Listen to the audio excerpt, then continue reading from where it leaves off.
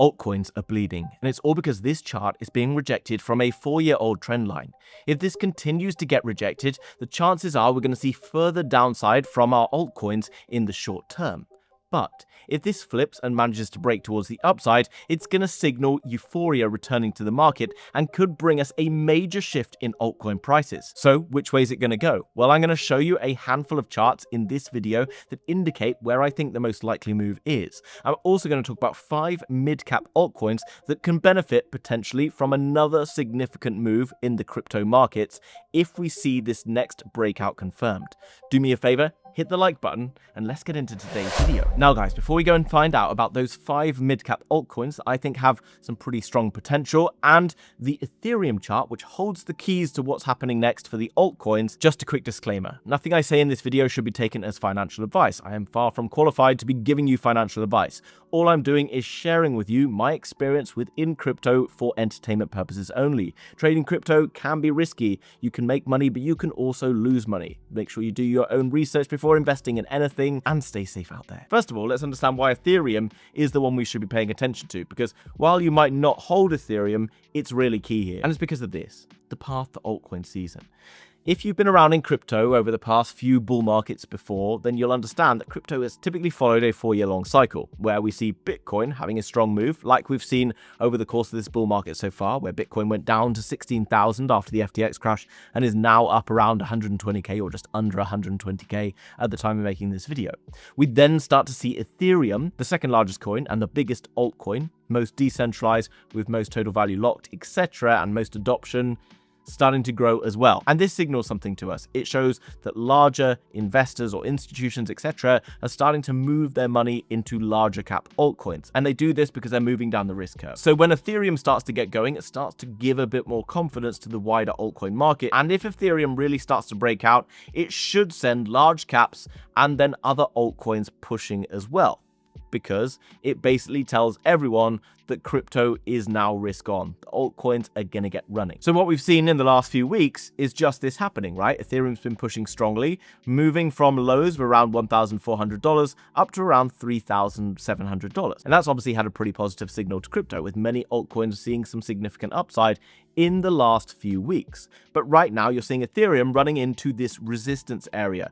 And this resistance area, you can see, has been happening for Ethereum ever since the bull market top back in November 2021.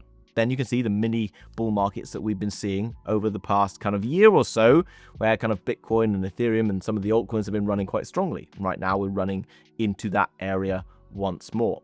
This tells us that maybe we could be pausing in and around here for a little bit longer, but I don't think it's going to be that long, and let me show you exactly why I think that. Well, it's because of this. Right now, Ethereum, as we know, has been bought up in significant quantities from the likes of Donald Trump with his World Liberty Finance. We've seen BlackRock buying Ethereum every single day, and we've given you the proof of that on chain. We've also seen other institutions saying that they're now investing in Ethereum. We've got an Ethereum ETF, or exchange traded fund.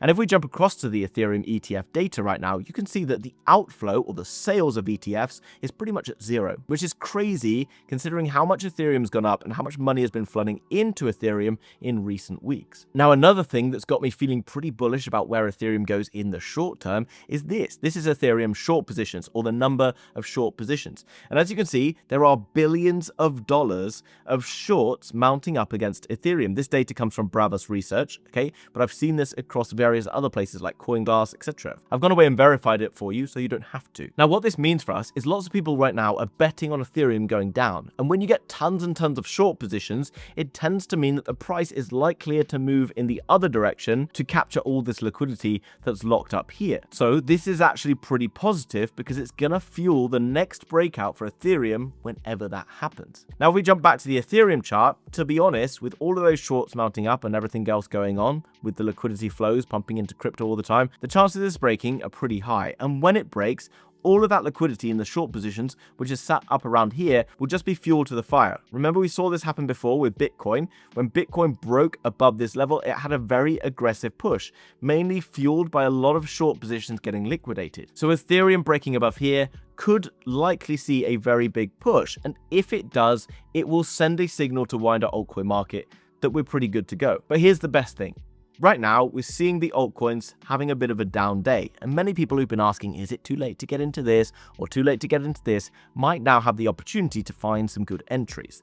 Now, because we've already been seeing a lot of larger caps running strongly, like XRP, SUI, and whatever else, in my mind, there's a good chance that we see the mid caps taking a lot of attention next. And it's because lots of these mid caps sit now at good value points and still have the potential for some reasonable upside. So without further ado, let's jump in and find out about 5 mid-cap altcoins with reasonable potential once the bull market returns. Now, the first one we're going to look at today is Epic Chain with a 75 mil market cap. Now, I've noticed something weird has been going on with Epic Chain over the past few days, and it is the volume. It's absolutely insane. Millions of dollars of volume flooding into Epic Chain, which is pretty unusual for a project of this size. Now, Epic is the smallest real-world asset project available on Binance, which is worth paying attention to because, in my opinion, real-world assets is going to be a very strong area to be looking into. Why? We know that BlackRock have already released various articles saying that they want to tokenize the entire traditional finance system using real-world asset platform. And whilst they've partnered with Ondo, there are a lot of other partnerships from real-world asset companies coming out and benefiting from the overall narrative strength. So with this market cap, which is $75 million,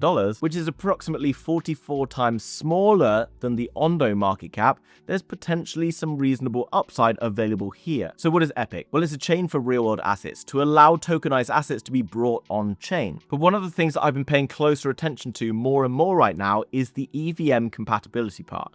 Now, EVM is Ethereum virtual machine. Because Ethereum is the biggest crypto by market cap outside of Bitcoin, and because we're seeing a lot of institutional adoption and rising TVLs, etc., there's a huge amount of value locked within the Ethereum ecosystem. And if we start to see institutions building out more on Ethereum, then anything that is compatible with that ecosystem stands to potentially benefit. Now, you can come across to the website and come through and see that there are a lot of different projects being built right now onto this particular ecosystem. By clicking on ecosystem, you can come across and find out a lot more about all the different projects that are partnering and building out within the ecosystem over on Epic. You'll see a trend in the various things that I talk about because I'm always looking for projects that are getting adoption, that are partnering up with key projects, that are starting to bring in revenue, and starting to generate real business. This is the key to be looking for yourself when you're investing into crypto projects, in my opinion. Obviously not financial advice. Now, jumping across to the Epic chart, you can see that it's had a pretty aggressive run in just the last few days. And this to me is really interesting. We've already talked about the hundreds of millions of dollars that have just suddenly flooded into here.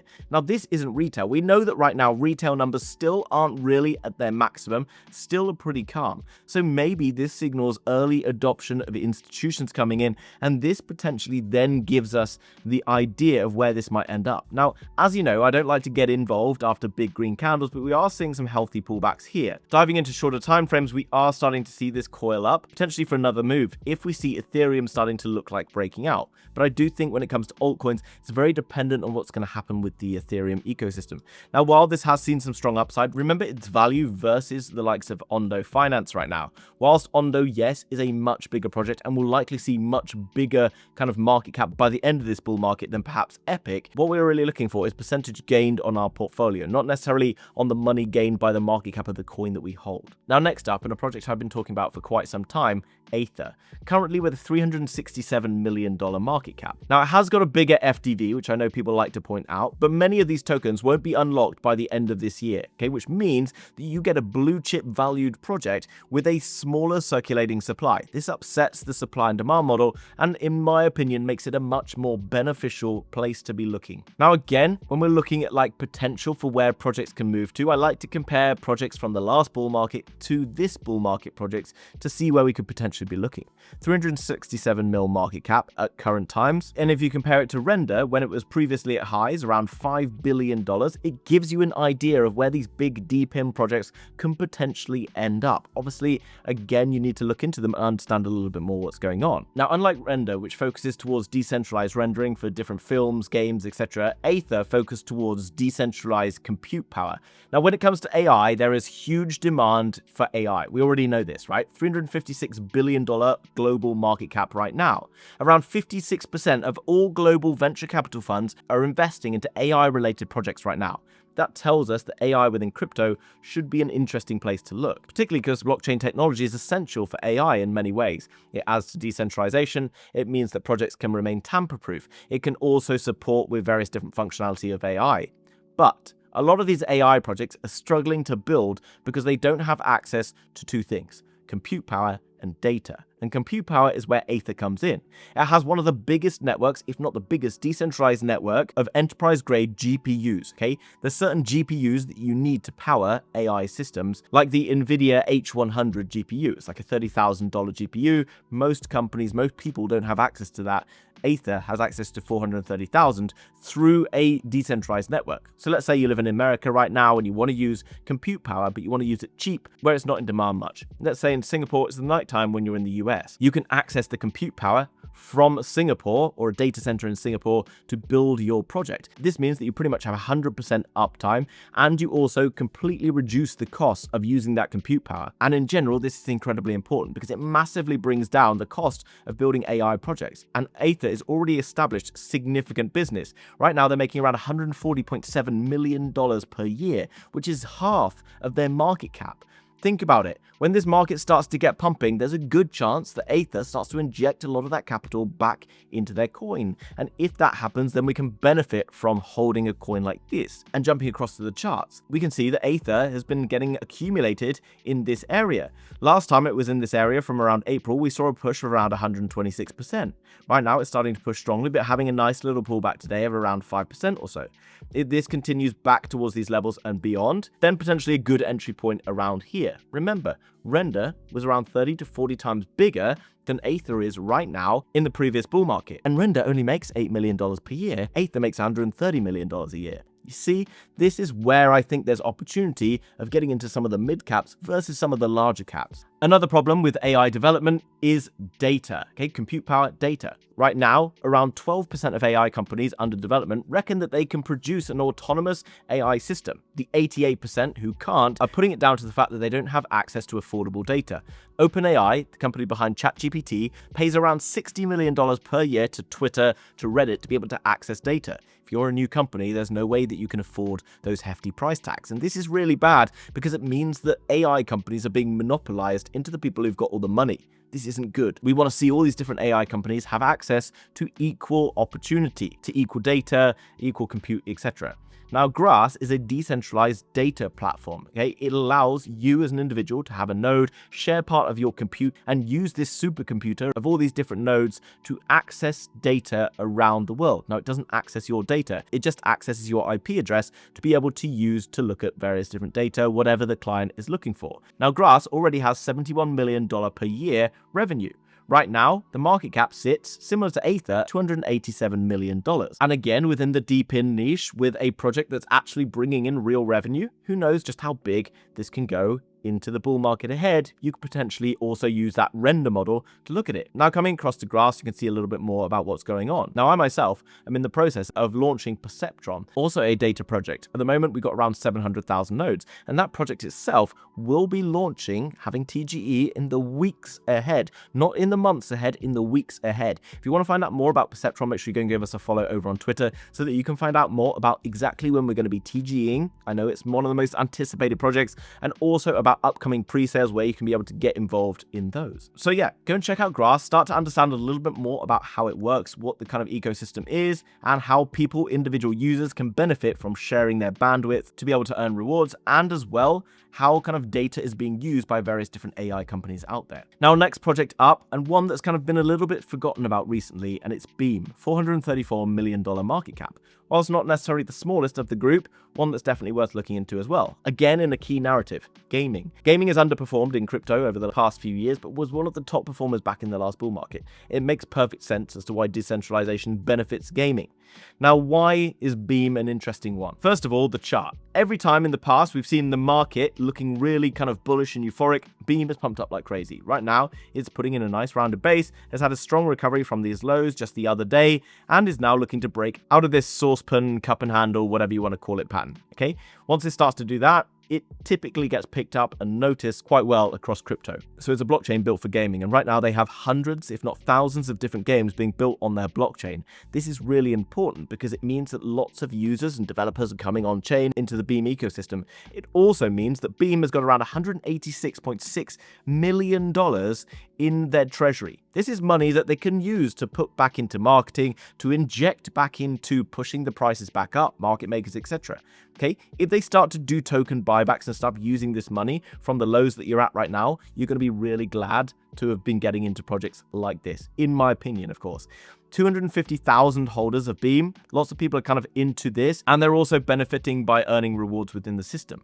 But what I really like about what Beam is doing is the fact that they've been bringing in huge amounts of different games. And how do they do it? Well, they have these software development kits that allow gamers and game builders to come and build quite easily without too much technical know-how various different games. And this is already a major player within the gaming ecosystem. In my opinion, it still has the opportunity to see better upside once more. And considering that in the past it ran into these highs all the way back here, and even from here to get up to there is a good like 500% or so, there is reasonable opportunity to see it returning further should we get a lot of excitement in the bull market, but obviously nothing guaranteed. Now next up, with a market cap of around $98 million, is PAL AI. One of those popular coins throughout the previous kind of like pump phases in crypto, but obviously has gone a little bit quiet recently. Right now, it finds itself, however, down in this accumulation zone, and you can't really ignore these accumulation zones, particularly if you start to see positive price reaction in here. And PAL AI obviously sits in the AI niche, which, as I've already explained, is a bit of a no-brainer when it comes to crypto, where we might see a lot of activity. PAL AI is a place where you can use AI to build applications and build applications that have AI integrations. At the moment, they've already created for their clients around 100,000 or more applications. And that's really important because these are not free. People are coming across and building these applications, and they are using it to generate revenue.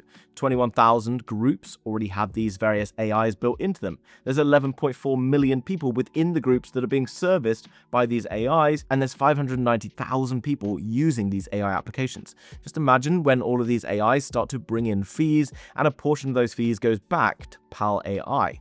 This is pretty much where I see things going, and why you should be focusing towards projects that are really building something useful, that is already being used by developers, that is already servicing customers, etc. So many projects out there, people are like, this sounds really good, but it's not doing anything. They don't make any revenue, any money. Projects that make money will be able to inject money back in once Euphoria returns. Okay, the difference between this chart and a dead coin is that this coin has got money in the bank because they've been selling products. Okay, if this was a dead coin, you could see it do this because they don't have any money to be able to come back in and push their price back up. Okay, the difference between a coin that does this and a coin that does this is simply money in the bank, as far as I'm concerned, because they can push it towards market makers, they can push it towards buybacks, they can push it towards marketing, whatever they need to do. Okay, every crypto project obviously wants to go higher. The ones that can afford it will do it when the market is euphoric. Now guys, obviously go and check out those projects that I've talked about. Do some research into them, understand what I'm getting at, go and read the reports. Look for projects that are bringing real value, and you probably won't go too far away from finding some success.